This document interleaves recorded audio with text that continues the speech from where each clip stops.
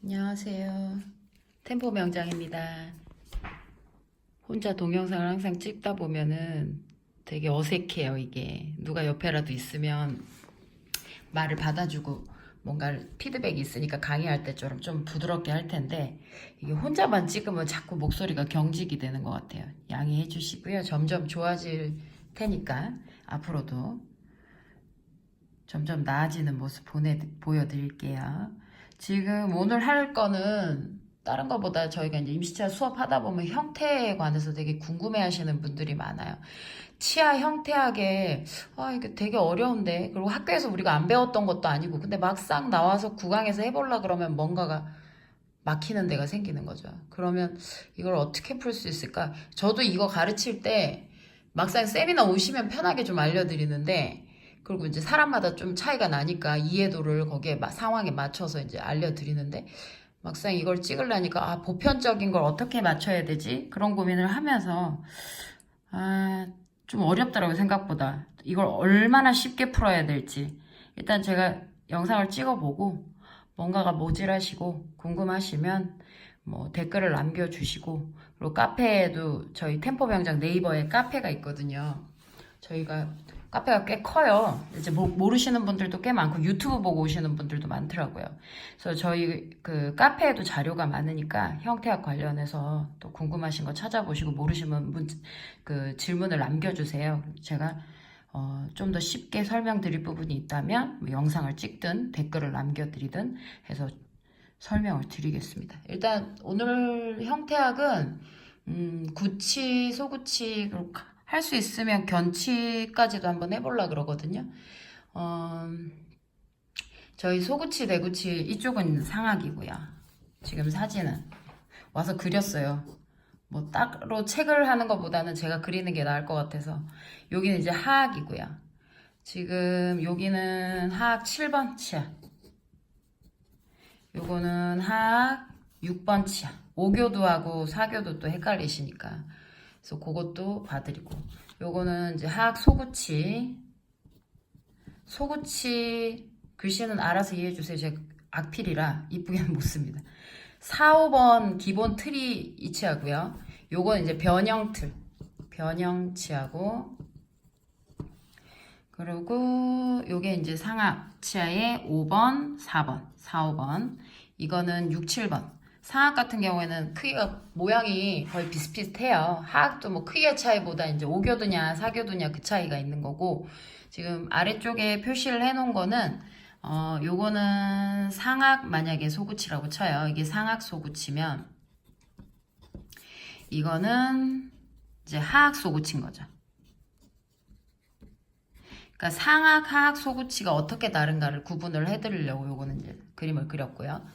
일단 저희 먼저 해야 될 거를 상악을 한번 먼저 얘기를 해볼까요?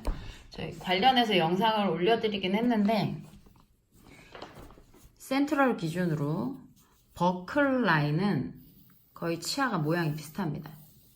근데 링괄이 대구치가 좀 더 커요. 소구치가 좀 더 작고, 관련 이제 치아 배열 관련 동영상 한번 참고해 보시면 좋을 것 같고요. 유튜브에 역시 올려져 있습니다. 요게 센치를 외우는 것보다는요, 형태를 외우시는 게 제일 좋아요. 그리고 싱글 같은 경우에는 옆치아 보고 선을 연결을 하면 되거든요. 소구치 4번 같은 경우에는 5번 친구를 베끼면 되는 거고, 뭐 6번, 7번이면 만약에 내가 대구치 6번을 깎아요. 그럼 6, 7이니까 7 친구가 있네. 그럼 7번에서 6번을 베껴오면 되는 거거든요. 그래서 기본 사이즈는 그 옆에 있는 치아를 참고하시는 게 가장 좋습니다. 그러면 형태학 기본 관련해서 깎을 때 필요한 형태학이 어떤 건가? 사실 이거는 평면에 있는 우리가 흔히 책에서 보는 그림이거든요. 근데 이게 중요한 게 아니라 이거는 그냥 명칭을 외우기 위한 어떤 포인트로 잡으려고 제가 그림을 그린 거고요. 이거 임상에서 막상 치아 보고 특히 하얀 레진의 네모 덩어리 있잖아요. 그 레진 블럭을 보면 이게 가늠이 안 와요. 얘를 어떻게 대입을 시켜야 될지. 그래서 형태학을 입체적으로 보는 방법도 따로 알려드릴게요. 일단 명칭을 알려드릴게요. 대구치 같은 경우에는 포사가 있죠. 이 포사가 뭐냐면 치아를 만약에 이제 교환면을 한 덩어리라고 봤을 때 4등분을 나눈 거예요. 이 친구 같은 경우는 상악인데, 하악을 기준으로 보면은 하악은 덩어리가 4등분이 거의 5대5 비율로 나눠져 있죠. 그러면 이 친구는 포사가 가운데 있고 이 그루브 전체, 그러니까 이게 전체 그루브인데 이 중에 만약에 여기가 메지알이고 여기가 디스탈이라고 칩시다. 어차피 여기 소구치가 있으니까 이쪽을 메지알로 잡고요. 그러면 그루브 반절, 포사 기준으로 메지알 그루브 쪽, 이 센트럴 그루브를 반으로 나눴을 때 요거 말고 다시 남은 공간에 반을 나누면요. 이 짐이 뭐가 되냐면 소와라 그래서 우리가 핏이라고 들어보셨을 거예요. 핏, 소와. 그럼 가운데 여기는 포사. 큰 와죠. 그냥 와라고 보통 부르죠. 대와라고 안 하고 그냥 와라고 부르고 이건 좀 움푹 패여 있는 느낌.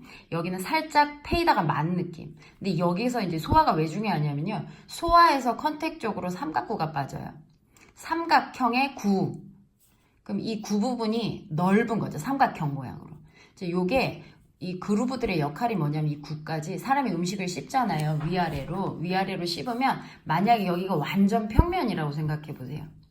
맷돌 갈듯이 갈릴 거예요. 문제는 갈리는 게 문제가 아니라 그러니까 맷돌에 우리가 콩을 넣고 양 사이드로 갈면 이 콩들이 다 빠져나와서 이 맷돌 사이에 콩들이 남으면 안 되는데 콩들이 붙는 거죠. 그래서 교모 환자들 그리고 뭐 우리가 식사를 오래 하시다 보면 나이가 40쯤 됐다고 생각을 해보세요. 저 같은 경우는 지금 40이 넘었는데 40 정도 되는 이 나이라고 해보세요. 30대도 마찬가지고 이상하게 난 음식 먹으면은 딱딱한 과자 같은 거나 아니면은 뭐 껌 씹을 때도 자꾸 들러붙을 때 있고 음식물이 치아에 막 끼더라 이런 분들이 있어요. 그건 왜 그러냐면 이 교두가 처음에는 포인트로 막 울퉁불퉁하니까 이렇게 이 교환면도 이렇게 민자가 아니고 약간 이렇게 울퉁불퉁한 라인들이 있어요. 교환면을 옆에서 보시면 그러면 그 부분들에 의해서 빈 공간들이 생겨나요. 치아하고 치아 사이에 완전히 맷돌처럼 밀착이 되는 게 아니라 여기가 약간씩 뜨는 부분들이 생겨요. 거기가 어디냐 하면 이런 그루브들 그리고 이런 삼각구들 이 그루브와 구들 사이에 아무래도 여기 움푹 파져 있으니까 튀어나온 이런 데는 씹히더라도 이렇게 쑥쑥 들어간 데는 덜 씹히겠죠.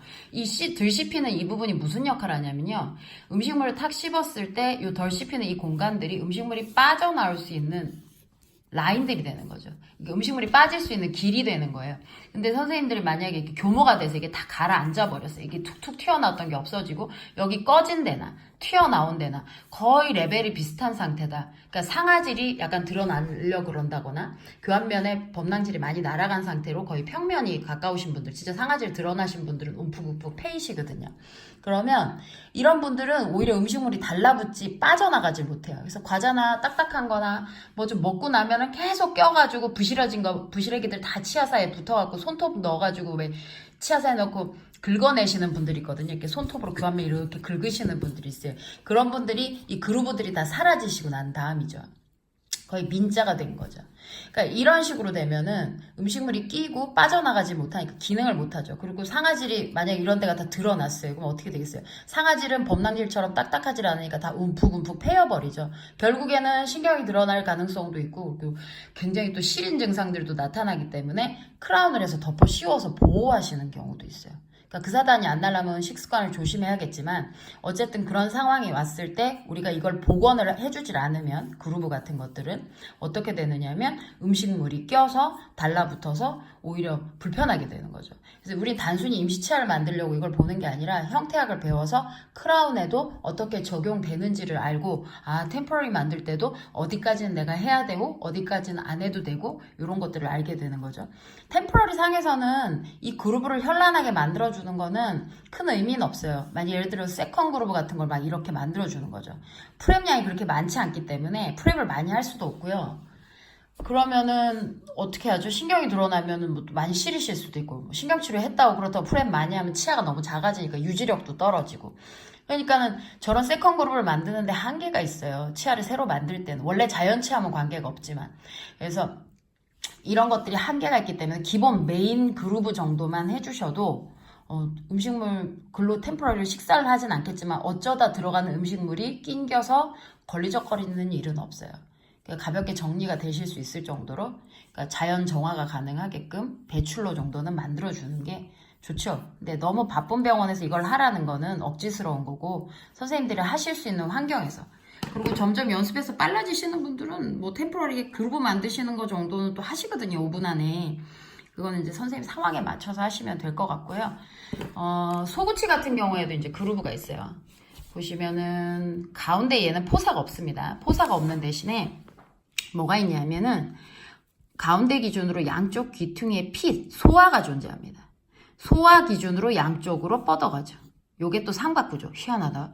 삼각구도 있고 소화도 있어. 근데 왜 얘는 포사가 없어? 자, 이 친구하고 대구치하고 차이가 뭐냐면 대구치는 발육엽이요. 그러니까 우리 학교 다닐 때 뭐 배우잖아요. 씨앗이, 치아가, 씨앗이, 배아가 4개가 있는데 얘네들이 자라서 만나는 이 자라는 덩어리를 발육이 되니까 발육이 되는데 마치 잎사귀처럼 4개가 달라붙어 있죠.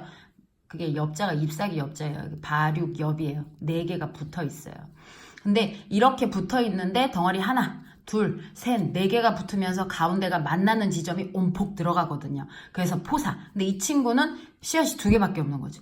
그래서 2개가 자라서 발육이 돼서 발육엽이 2개가 만났는데 2개가 만나면 차라리 4개가 만나면 가운데가 갈라지면서 여기가 푹 꺼질 텐데 이 친구는 그런 증상이 없는 거죠. 2개가 그냥 알아서 자라서 이 부분은 연결이 됐지만 가운데 포사가 갈려질 만큼 4개로 등분이 돼 있지 않기 때문에 얘는 포사가 있고 얘는 포사가 없는 거예요. 그러면 요 자연스럽게 이제 자라면서 생겨난 형상인 거죠. 그러면 이 덩어리가 우리는 뭐 이게 볼 쪽에 있으면 버클, 링괄 쪽에 있으면 링괄이가 뭐 링괄이라고 표시하기도 하고 아니야 얘는 파라탈 쪽에 찍으면 파라탈로 표시를 하기도 하고 위치가 다를 뿐이죠. 기본적으로 발육은 뭐 씨앗의 크기, 씨앗이 크면서 발육이 돼서 걔네들이 만나는 지점을 가지고 포사가 있고 얘는 핏이 있고 얘는 발육이 2군데니까 얘는 그냥 덩어리 2개, 발육엽 2개, 얘는 따로 포사 없고 양쪽에 핏 2개. 이렇게 이제 생성 과정으로 외우시면 좀 덜 어렵거든요. 근데 이렇게 안 외우고 그냥 무조건 단순하게 외우다 보니까 오히려 더 피곤하게 외워지신 것 같아요. 그래서 형태학 되게 싫어하셨어요. 저 같은 경우에도 학교 다닐 때 형태학 그렇게 좋아하진 않았어요. 근데 형태학을 나중에 이제 자꾸 임시체화 하면서 깨닫게 되니까 오히려 형태학이 더 재밌고 쉽더라고요. 그러니까 요렇게 개념으로 보시면 좀 더 나을 것 같고요. 이 친구 같은 경우는 기형적으로 여기가 링괄 쪽에 2개가 더 있어요. 보통 상학에는 이게 가지가 갈라진 게 없는데 링괄 쪽에 하학 같은 경우에 4번이나 5번에서 특히 4번 쪽에서 이게 한 번씩 이렇게 갈라지는 걸 볼 수 있거든요. 저는 얘네들이요 원래 요 형상이 기본 틀이라고 보면 점점 퇴축되고 어떤 분은 4번이 치아가 없으신 분들도 있어요. 4번이 기능적으로 떨어지다 보니까 이 친구가 오래 들고 있으니까 팔이 아프네요. 잠깐만요. 자세 다시 잡고 이 친구가 기형적으로 이제 작아지거나 변형이 되는 경우가 있어요. 이게 뭐 4번에서 나타날 때는 경우가 워낙 많으니까 그거 감안해서 보시면 될 것 같고요. 저런 걸 일부러 만들어 주실 필요는 없어요. 그냥 특이한 형태, 저 변형된 형태구나. 원래 기본 틀이 요거인데 그런 식으로 이제 외우시면은 좀 더 이해가 쉬우실 것 같아요. 상학 같은 경우에는 하학처럼 이 포사가 가운데 기준으로 있는 게 아니고 포사가 있기는 있는데 얘처럼 이게 낙엽이란데 발육엽이 4개가 만나서 가운데가 만나는 게 아니고 얘 같은 경우에 포사가 있긴 한데 이 덩어리가 피 쪽에서 이렇게 해서 큰 덩어리 하나 여기가 버클이면 여기가 여기가 이제 메지알이면 여기가 이제 디스탈. 원래는 거꾸로 그렸어야 되는데 소구치를 이렇게 붙여놨으니까 그리고 나니까 모양이 이러네요. 나중에 소구치 그리느라 공간이 없어서 이쪽에 그렸거든요. 일단 그냥 디스탈로 봐주세요. 그리고 파라탈이 있다고 쳐요. 그러면 여기 버클은 5대5로 나뉘어져 있고요. 뭐 6대4인 경우도 있어요. 메지알이 더 크신 경우도 많고요. 그리고 여기는 뭐 8대2라고 부르시는 분도 있고 7대3이라고 부르시는 분도 있고 뭐 9대1이라고 부르시는 분도 있고 근데 9대1은 이제 많이 없죠. 그리고 5대5라고 그러니까 여기서 5대5라기보다는 버클 쪽에서 아마 5대5라고 이렇게 많이 부르실 거예요. 파라탈 쪽에서 5대5라고. 그러니까 비율이 위에서 봤을 때 제일 흔하게 이제 표현하시는 게 7대3 뭐 8대2 요걸 많이 표현을 하세요. 그러니까 이 덩어리가 많이 큰데 여기가 디스토 파라탈이 좀 작구나. 근데 이게 발육엽이 이 대구치는요 생긴 게 여기에 요 발육구가 있죠. 이게 발육구가 발육엽들이 만나는 요 그루브를 발육구라고 그러거든요. 이 발육구가 여기는 덩어리가 되게 큰데 이 친구는 여기가 작고 여기에 요 발육구가 있는데 요 발육구 옆에 뭐가 있냐면요. 얘가 이 덩어리가 생성이 될 때 이 부분이 불룩하게 올라와요. 여기 이제 사주융선이라고 있거든요.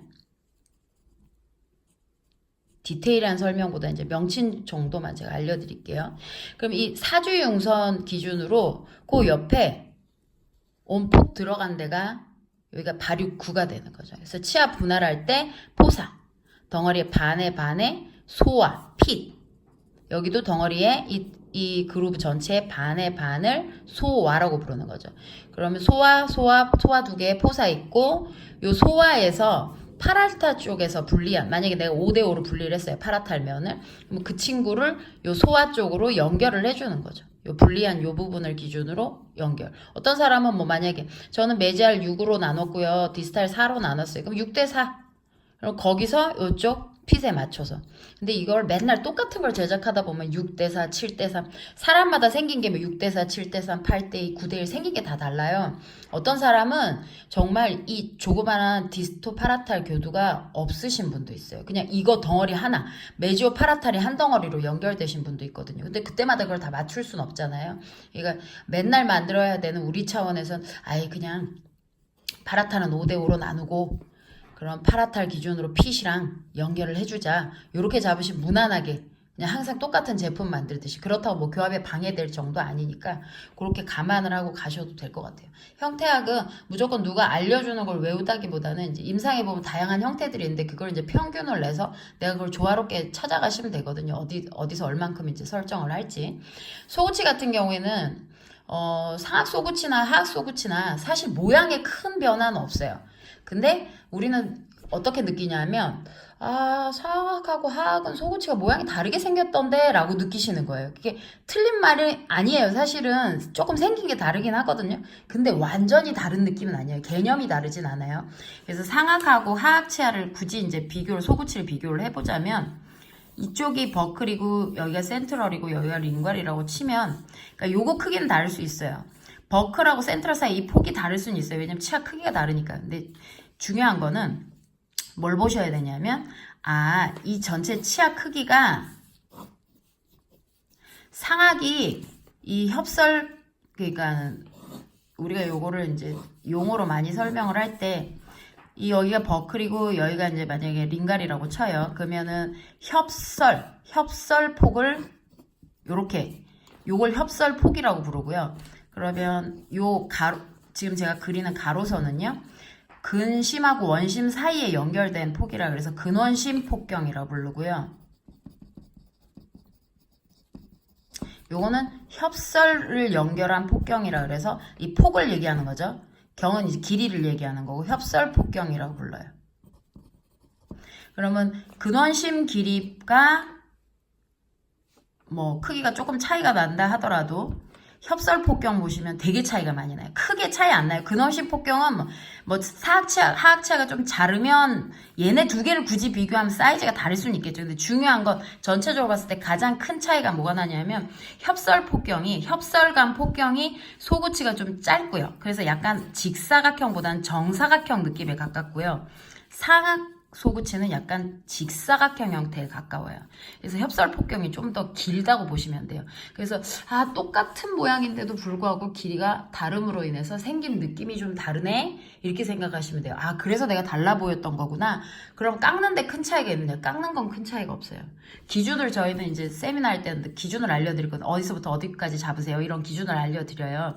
그럼 기준을 이렇게 알려드렸을 때 이 현면 융선하고 컨택 쪽하고 연결을 하면은 이렇게까지 어렵게 설명은 안 드리는데 제가 이거를 뭐 레진상에서 설명드릴 수 있는 부분이 아니라서 지금 형태학 시간이라서 디테일한 설명은 못 드리고요.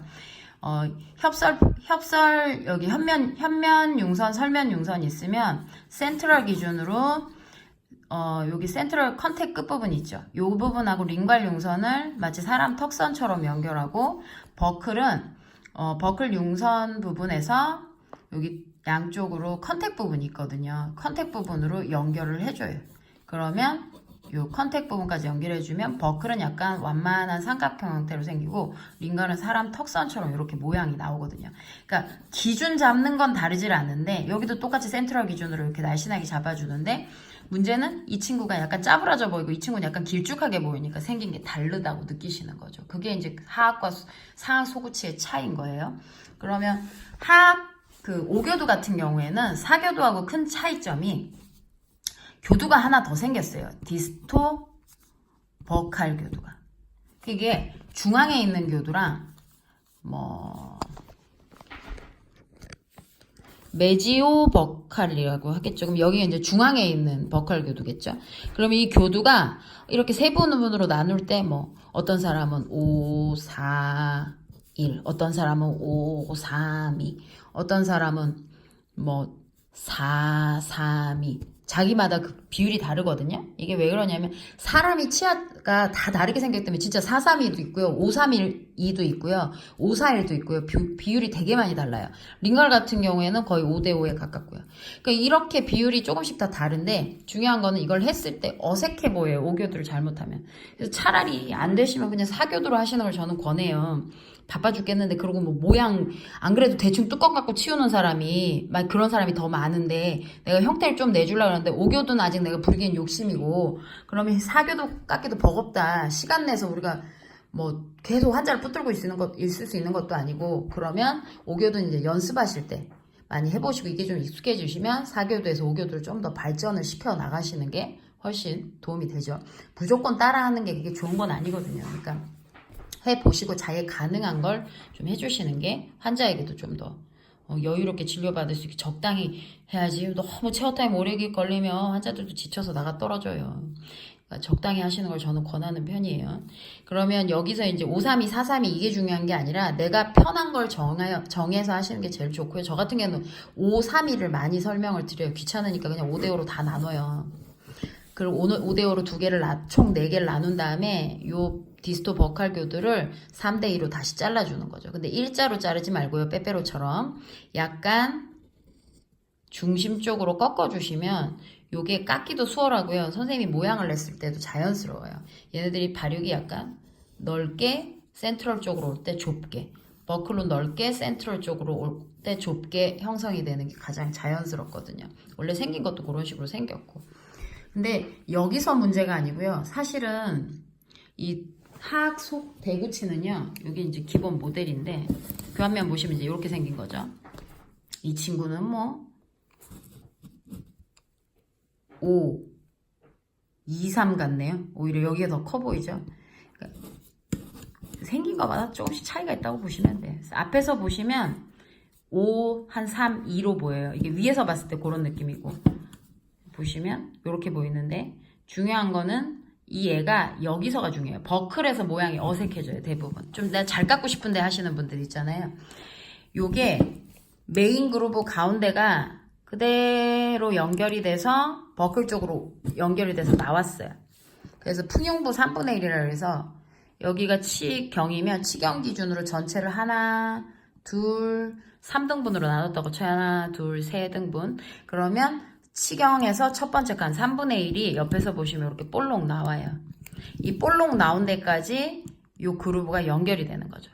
근데 옆에 그리는 이 친구를 거의 11자 모양으로 똑같이 그려버리면 이게 어떤 느낌이 되냐면 되게 이상한데? 뭔가 어색한데? 좀 가짜 티가 많이 나죠? 그래서 그거를 약간만 옆으로 틀어서 사선으로 빼주시면 선을 약간만 사선으로 빼주시면 되게 자연스러워요. 그러니까 이걸 굳이 그림으로 그리면 여기 메인 교두가 있다고 쳐요. 아유, 다시 그려야 되겠다.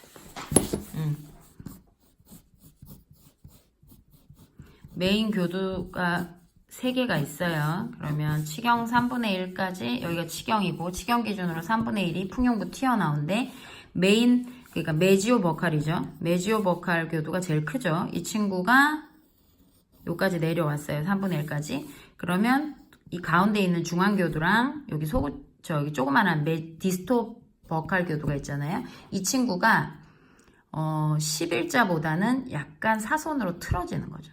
그래서 덩어리가 이런 식으로 하나, 이런 식으로 하나, 두 덩어리. 그리고 마지막 끝에 얘가 치외치처럼 살짝 그냥 겉붙은 것처럼 요렇게 나와줘야 이게 자연스럽게 형성이 돼요. 근데 이걸 그냥 11자로 이렇게 끊어버리시면 가짜 티가 많이 나요. 그러니까 자연스럽지가 않은 거죠. 그래서 그거를 감안해서 선을 그려보셔도 표현하실 때 좀 더 모양이 느낌이 나게 만드실 수 있을 거예요. 얘 같은 경우는 이제 반대로 된 거고 제가 그린 거랑 반대로. 그래서 요런 형태도 이제 가능하게 되고 근데 문제는 이런 형태학들이 예를 들면 이게 이제 발육 9예요. 여기가 이제 발육 9예요. 온폭 파인.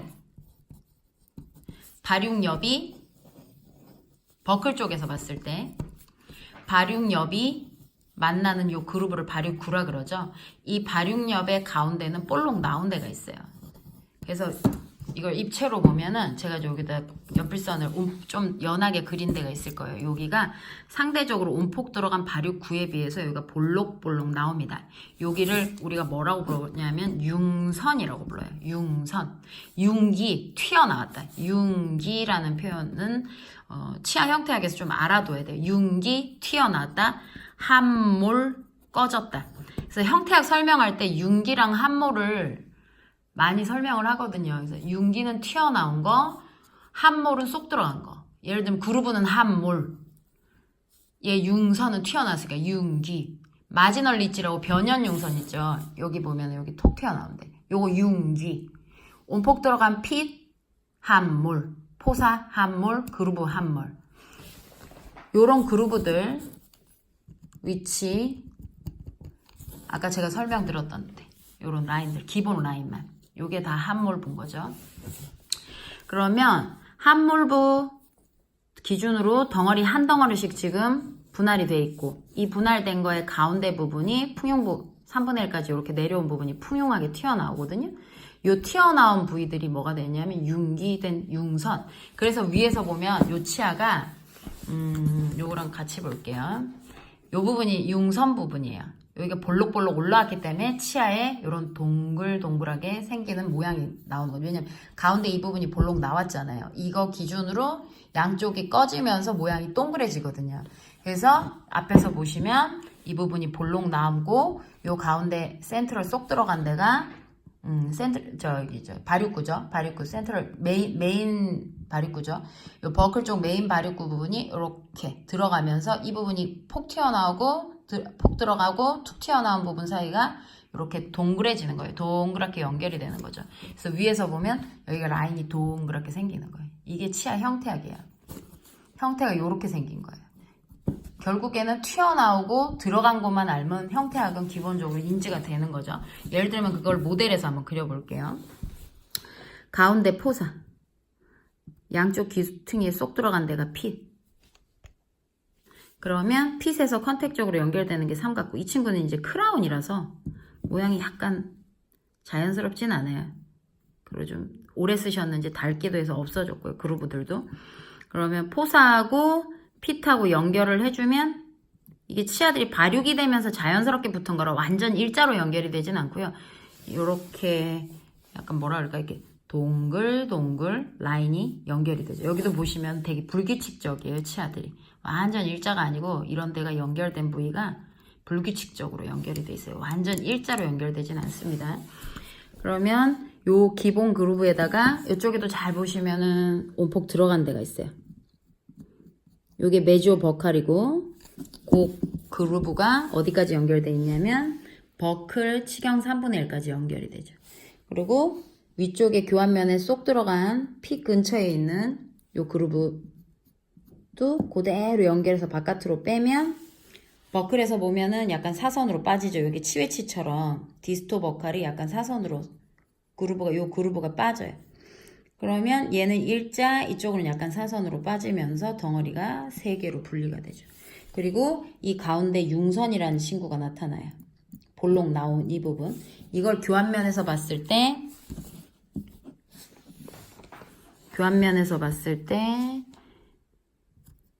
볼록 나온 거 기준으로 온폭 들어간 그루브 쪽으로 연결하면 이런 형태의 동글동글한 그루브가 그림이 나타나는 거죠. 그래서 동글 여기 보시면 동글 결국에 가운데 부분이 이 덩어리의 가운데 이 덩어리의 가운데 부분이 튀어나온 융선 부분이기 때문에 상대적으로 외곽 쪽이 라운딩 여기 그루브 쪽으로 여기는 컨택 쪽으로 연결될 거고 여기는 폭 들어간 이 그루브 쪽으로 연결될 거고 이런 식으로 외형이 동글동글하게 자리를 잡는 거예요. 그리고 이쪽 링갈도 마찬가지로 포사 기준으로 교환면 지나서 여기가 링괄 하악이죠. 링괄 한 2분의 1 지점이 얘는 튀어나오거든요. 풍용부가. 링괄 쪽은 풍용부가 전체 길이로 봤을 때 한 가운데 정도가 튀어나와요. 그래서 한 2분의 1 부위까지만 요거를 그루브를 내주는 거죠. 그래서 골이 요렇게 나오면 이거 기준으로 덩어리 두 개 이제 분할되는 거고, 이 분할의 가운데가 융선.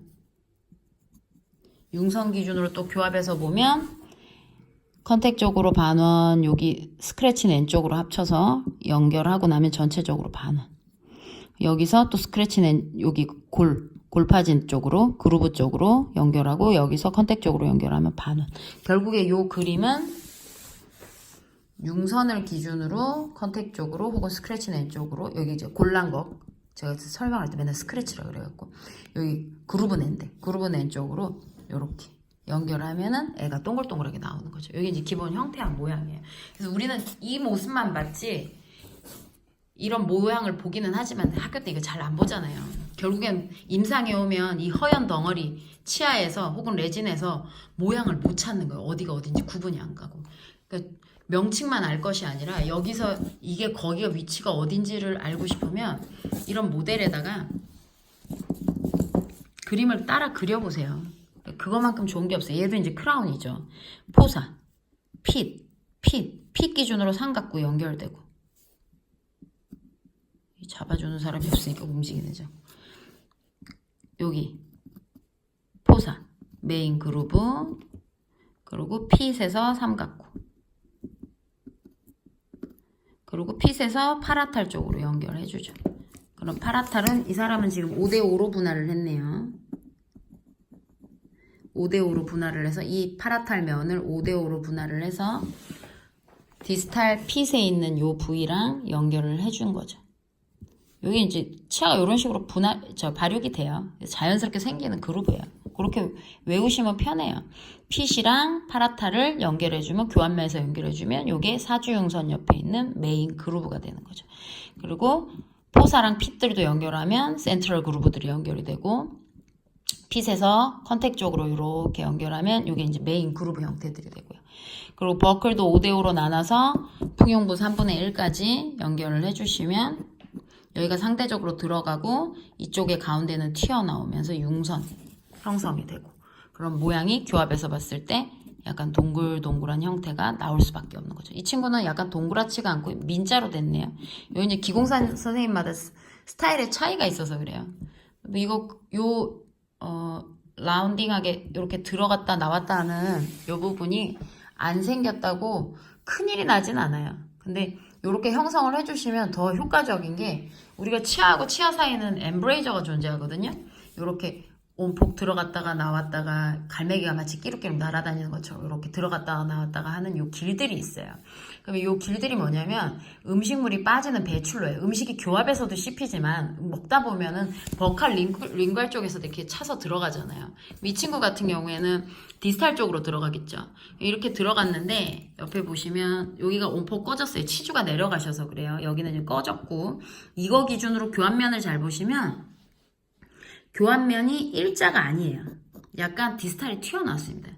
이 친구는 6번이에요. 7번이 있었는데 그 공간을 메우기 위해서 아마도 여기가 아마 튀어나오게 제작을 할 수밖에 없었을 거예요. 시간 사이 블랙 트라이앵글도 좀 크게 생기고. 근데 7번이 빠지고 나니 6번이 이 부분이 튀어나온 게 오히려 역효과가 생긴 게, 이 뒤쪽에 일자가 아니고 이 부분이 볼록 나오고 치주 때문에 잇몸이 내려가니까 여기에 쑥 들어가잖아요.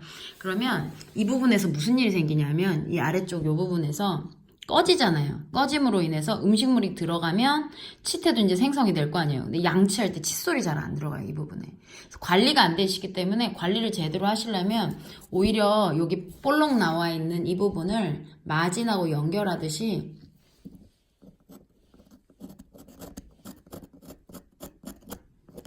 요 선만큼 없어지면, 만약에 이제 크라운을 재제작을 하셨거나 원래 이런 상태라 크라운을 제작을 하실 거면 기사님이 하셨겠죠. 이 부분을 요렇게 이 부분을 깎아내서 없애주시고 관리를 칫솔물을 넣어주시면 훨씬 잘 들어가고 이 밑에도 좀 더 잘 닦여요.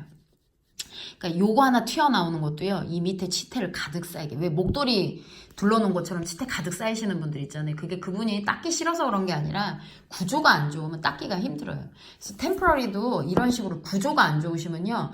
양치가 안 되셔서 치은의 힐링이 안 되십니다. 그럼 어떻게 되냐면 나중에 템포러리 빼고 크라운 넣을 때는 그냥 잇몸이 부어 있어서 뻘개져 있으니까 잘 모르시다가 파이널 할 때 보철이 들어가니까 일주일 동안 테스트 기간 가지잖아요. 그러니까 일주일 동안 테스트 기간 가지고 파이널 할 때 환자가 이제 병원에 오면 그때쯤 되면 잇몸이 힐링이 되는 거예요. 오히려 이 주변의 치주가 안 좋아지셔서 더 치은이 내려가거나 이런데도 만약에 옆에서 봤는데 풍용부가 없어요. 옆에서 이렇게 봤는데 링괄이 2분의 1 튀어나왔다던가 이제 버클에 튀어나온 3분의 1 부분이 없어요. 그러면 여기를 말하는 거예요. 상악 다 있습니다. 상악도 링괄이 튀어나와 있고요. 하악도 버클 링괄이 튀어나와 있습니다. 버클은 무조건 3분의 1 부위가 튀어나오고요. 링괄은 무조건 2분의 1 부위가 튀어나옵니다. 치아들이 이렇게 하늘 보고 있는 게 아니고 약간 기울어져 있고요. 하악은 약간 링괄 쪽으로 기울어져 있고요. 혀가 있는 쪽으로 기울어져 있고요. 상악 같은 경우에는 버클 쪽으로 기울어져 있어요. 그러니까 약간 치아 버클 쪽으로 튀어나온 거죠. 그러니까 이렇게 만나서 이 친구들이 이제 씹어주는 거거든요. 바이팅을 하는 거라서 라인이 약간 링괄 쪽은 튀어나와 있고요. 2분의 1이 버클 쪽은 3분의 1이 튀어나왔어요. 요 형상으로 인해서 어떤 일이 생기냐면 음식을 먹으면은요. 여기가 3분의 1이 아니고 2분의 1이 튀어나와 있어요. 그럼 여기 빈 공간이 생기잖아요. 풍용부 하방에. 요 부분을 우리가 많이 들어보셨을 거예요. 언더에 컷이 있다 해서 언더컷. 풍용부 하방에 쏙 들어간 부분을 언더컷이라 그래요. 이런 데 만약에 뭔가 잘못 들어가면 빠져나오질 못하거든요. 근데 이 부분이 풍용부 2분의 1이나 3분의 1 부분이 있으면서 여기 이제 언더컷이고요.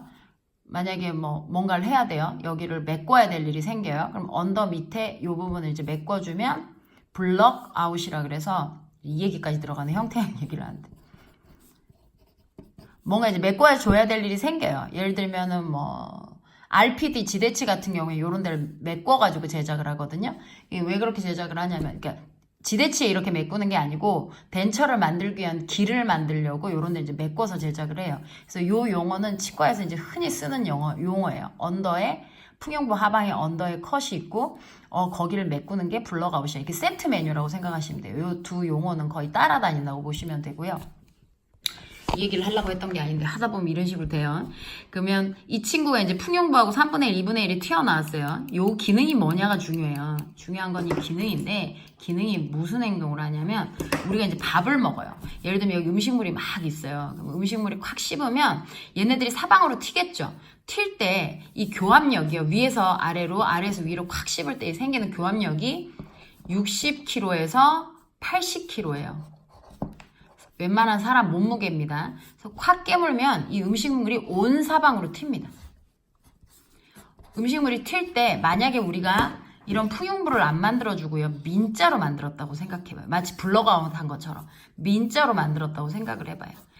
보통 민자로 많이 만드세요. 교도하고 마지날 다이렉트로 민자로 얇게 깎으시는 데 많거든요. 이렇게 만들면 어떻게 되느냐면 음식물이 그대로 치은을 때립니다. 이대로. 근데 저 풍용부에 있으면요. 음식물이 이렇게 튕겨져 나가요. 교합력이 60에서 80kg면요. 어마무시한 거예요. 그래서 환자들이 이렇게 표현할 때가 있어요. 나 잇몸이 따갑던데요. 그러면은 선생님들은 보통 이렇게 얘기해요. 어머님 맵고 짠 거 드시지 말라 그랬는데요. 그런 식으로 표현을 많이 하시거든요. 근데 사실 이 엄마는 맵고 짠 거를 드시지 않았어요. 드시는 분도 있죠. 근데 안 드신 분 진짜 억울한 표정으로 뭐라 그러시냐면요. 선생님도 많이 들어본 말이 나 죽만 먹었는데요? 라고 얘기를 해요. 그러면 이 환자는 죽만 먹었어요. 근데 왜 아팠냐고요. 그리고 아프다는 표현은 모든 환자가 하지 않아요. 아픈 건 똑같이 아픈데 어떤 사람은 무디게 느끼시기도 하고요. 어떤 분은 그걸 좀 예민하게 느끼시기도 하고 그리고 어떤 분은 말을 하고 어떤 분은 원래 그런가 보다 하고 넘어가신 것뿐이에요. 그래서 제일 무서운 게 사실은 저는 그렇게 생각해요. 무풀, 컴플레인 없으신 경우 있죠. 그게 난 더 무서워요. 그리고 일부러 물어봐요. 어머님 불편하지 않으셨어요? 그리고 제가 그냥 일부러 물어봐요. 그래서 선생님들이 아셔야 될 건 모든 환자는 따갑습니다. 그 크라운 해보신 분들은 알아요. 이게 잇몸이 쓸렸건 안 쓸렸건, 이 프랩을 하면서 잇몸이 깎였건 안 깎였건, 여기 자극을 받고요. 그러면은 아무래도 잇몸이 따가워요. 그러면 템포러리가 그냥 민자로 만들어졌을 때, 크라운도 마찬가지고요. 그래서 이 부분에 음식물이 그대로 치은으로 전달되지 않도록 약간 튕겨져 나갈 수 있도록 자연스러운 풍용부, 원래 치아에 있는 풍용부를 템포럴이나 혹은 크라운에 착용을 해가지고 저희가 이렇게 만드는 거죠. 그래서 풍용부 2분의 1, 3분의 1 맞춰서 음식물이 튕겨져 나가도록. 요게 그대로 치은을 때리지 않도록. 잇몸이 손상 입어요. 예를 들면 빨개지죠.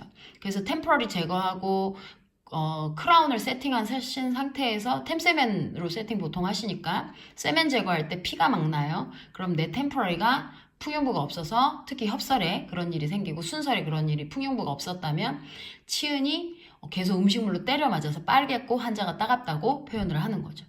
그러니까 이런 일이 생기는 원인이 뭐다? 풍용부. 근데 이 풍용부가 있으면 이까짓 게 뭐라고 약간 튀어나왔는데 이거 가지고 자연스럽게 음식물이 튕겨져 나가는 역할을 해주는 거죠. 이게 정말 무서워요. 이게 풍용부가 있고 없고도 그렇고 형태학을 내가 온전히 만들었느냐 안 만들었느냐가 템포럴이든 크라운이든 치은 손상을 막을 수도 있고 손상을 만들 수도 있어요. 근데 보통은 이렇게 얘기를 하실 거예요. 그래서요, 그게 풍용부가 없어가지고요, 치은이 손상이 됐는데요. 근데 난 잘 모르겠던데요. 우리 원장님도 별말 안 했고요. 그리고 그게 손상이 얼만큼 오는데요. 그렇게 뭐 잇몸 확 내려가는 것도 아니잖아요? 라고 얘기하시는 분들이 있어요. 근데 중요한 것은 잇몸은 확 내려가진 않아요. 조금 내려가죠. 근데 선생님이 이미 겪었어요. 어떻게 겪었냐면 환자가 잇몸이 내려가거나 원장님이 그거에 대해서 이제 예민하신 분들이 또 있거든요. 환자도 그렇고 원장님도 그렇고 잇몸이 내려가서 보철물 경계가 보였어요. 특히 전치부 같은 경우 환자가 미리 느낄 거고 구치부라도 원장님이 이런 부분에 예민하신 분들은 구치부도 지적을 하실 거예요. 그러면서 뭐라 그러냐면 이 템포럴이 누가 만들었냐고 이제 색출 작업 들어가요. 그러니까 내가 그거에 대해서 걸려본 적이 있다면 선생님들이 이 풍용부를 그냥 무시해서 될 일은 아니에요. 그러니까 우리 병원 스타일에 맞추시는 게 좋고요. 그리고 치과 특성상 선생님들 이직 되게 많이 하시거든요. 저 같은 경우는 이직을 한 30군데 가까이 했어요. 저 같은 경우 별나서 그런 거고 이직을 최소한 뭐 5번 이상 뭐 10번 정도 하시는 거예요. 평균 뭐 살다 보면. 그럼 그렇게 이직을 하시면서 내가 그런 병원을 안 만날이라는 보장이 없어요. 그래서 이직하시면서 겪으시는 현상 중에 또 하나가 뭐가 있냐면 원장님들이나 선배들이 이런 표현 하실 때가 있어요. 뭔가 잇몸이 손상이 나서 걸리는 거죠. 사실 안 걸리면 조용히 넘어가는데 이제 걸리는 일이 생겨요. 그러면 어디서 이렇게 배웠니? 이 말이 나오게 돼요. 그럼 내가 그 표현 들으면 또 그때부터 속상해. 특히 연차가 많을수록. 그러니까 이런 사단들이 안 일어나려면 그냥 애시당초 잘하면 돼요. 애시당초 잘하면 되는데 가장 무서운 게 뭐냐면 선생님들이 초년차 때 별일 없이 잘 지내다가 대충대충 하는 병원에 있었어요. 그러다가 좀 디테일한 병원으로 연차가 오른 다음에 옮기면 특히나 아직 그 일이 없었다가 앞으로 이제 옮기실 일이 생겨서 옮기잖아요. 근데 그런 병원을 만났어요. 이 사단은 언제 오라는 뭐 그 기약이 있는 게 아니에요. 그러니까 어느 날 갑자기 이 사단이 일어나는 거거든요. 그러면 연차가 쌓일수록 그 쪽팔림이란 갈수록 더 심해져요. 자기가 몰랐던 거가 더 많아지고. 특히나 우리 세미나는 1년차, 그러니까 치대생부터 어디까지 오냐면요. 30년차 선생님까지 오고요. 교수분들도 오시고요. 의사 선생님들도 오고요. 공보의 선생님들도 오고요. 그러니까 초년차 의사 선생님부터 개원의 선생님들도 오세요. 그러니까 이분들이 왜 오시냐면 형태학 몰라서 오시는 거 아니에요. 여기 와서 형태학은 내가 아는데 막상 입체적으로 표현을 하려니 아니 내가 이 평면으로만 배웠는데 갑자기 조각을 하라는 거죠. 이거 어디가 어딘지 구분을 못하는 거예요. 그러니까 형태학을 몰라서가 아니라 이걸 여기에다 표현하는 게 너무 어려워서 오시는 거니까 선생님들도 이 시간 통해서 형태학 좀 개념을 아신 다음에 치아에다가 이런 모델 있죠. 이거 버리는 대합치 많잖아요. 여기다 그림도 좀 그려보시고 그래서 인지를 좀 하신 다음에 수업에 임하시는 방법도 있고 우리 템포럴 수업 들을 때 저도 이제 써먹으려고 이 동영상을 찍는 거거든요. 미리 좀 보고 오시라고. 그러니까 선생님들도 템포럴 연습하실 때 이걸 좀 써먹어봐요. 그러면은 서로 도움이 되겠죠. 저도 알려드린 게 선생님들이 잘 되면 도움이 될 거고 저희 세미나 오실 분들도 미리 이제 보시고 오시면 저한테도 이득이고 아무래도 딴 걸 더 많이 알려줄 수 있는 시간이 되니까 그래서 제작을 한번 해봤어요. 벌써 40분이 넘었어요. 동영상 찍은 지. 제가 편집을 못해서 이대로 올릴 거거든요. 근데 내가 이것도 설명을 해주려고 그랬는데 그림까지 다 그려놨는데 견치 교두 설정하는 거 이게 카페에도 설명은 해놨는데 헷갈려 하셔서 일단 제가 할 수 있는 한 최대한 맞춰드릴게요. 손이 떨려요. 1시간 가까이 이걸 하고 있으니까 손이 떨려갖고 이거 잡는 것도 힘드네요. 자, 요게 3번 치아입니다. 양해해주세요. 최대한 손을 붙여볼게요. 2번, 4번 치아, 1번이 있어요. 견치는 요 네 치아를 알아야 돼요. 이 견치 하나 깎기 위해서는요, 네 치아를 알아야 돼요. 견치가 어떤 치아냐면 2번과 4번을 연결하는 치아고요. 전체적인 치아 외형을 결정짓는. 그래서 견치 치아 위치가 어떻게 되느냐에 따라서 악궁이 벌어져서 치아가 교정용 와이어라고 치면은 이렇게 이게 제일 자연스러운 형태라고 쳐요. 그러면 이거 기준으로 견치 위치가 좀 넓게 배열이 되잖아요. 잘못 만들어지는 거죠. 그러면 뒤에 7번이 확 벌어져요. 뭐 나시는 이도 그래요. 견치 위치에 따라서 약궁이 벌어지시거나 악궁이 좁아지시는 경우가 발생을 하거든요. 견치 간격이 좁으신 분들은 악궁이 좁고요. 견치 간격이 넓으신 분들은 악궁이 넓습니다. 그래서 선생님이 어떻게 견치를 만드시냐에 따라서 템포럴 모양이 달라지기도 해요. 견치 싱글 하나뿐만 아니라 견치는 이제 브릿지 만들 때 가장 괴로운 치아거든요. 그러면 이 견치는 어떻게 규정을 잡으면 교두 위치를 설정을 하면 좋을까? 그 기준을 알려드릴게요. 견치는 이게 여기서 보면 여기가 2번 쪽이니까 메지알로 치고 4번이 이제 디스탈로 되겠죠. 그러면 소우치 같은 경우에는 가운데가 융선이에요. 아, 이 거치대부터 사야겠는데요. 팔이 떨려서 못 찍었어. 4번 같은 경우에는 지금 융선이 가운데 있어요. 아까 융선은 말씀드렸어요. 이 블럭에 발육엽의 가운데 볼록 나오는 애가 여기가 융선이라고요. 소구치 같은 경우에는 발육구가 2개밖에 없죠. 그래서 발육엽이 그래서 여기 보시면 아우 왼손이 잡기가 힘들어가지고 여기가 융선 여기가 융선. 그러니까 발육엽이 2개예요. 센트럴 기준으로 가운데 그 버클의 융선이 하나 있고요. 링갈의 융선이 하나가 있어요. 포사 없고 제가 양쪽에 핏만 있다 그랬어요. 핏은 포사 기준으로 양쪽으로 반반씩만 가시면 돼요. 거의 그 위치가 그 위치입니다. 핏에서 컨택 쪽으로 연결하면 삼각구가 되고요. 메인 그루브가 됩니다. 그러면 요 소구치는 이 버클 링갈의 융선이 하나씩 있어요. 그래서 버클만 일단 볼게요. 왜냐면 견치 설명을 해야 돼서 융선이 여기 하나가 있는데 이 융선 위치가 어떻게 돼 있냐면 이 발육엽의 가운데예요. 대구치처럼. 대구치는 그루브 기준으로 발육엽이 2개니까 덩어리의 가운데가 융선이 되는 거죠. 근데 이 친구 3번은요. 그렇게 안 생겼어요. 3번은 아우 이거 끊어서 가야겠는데? 손목이 흔들려갖고 제가 3번은 따로 설명드릴게요. 그게 더 나을 것 같아요. 일단 요거 끊고 3번은 다시 찍을게요.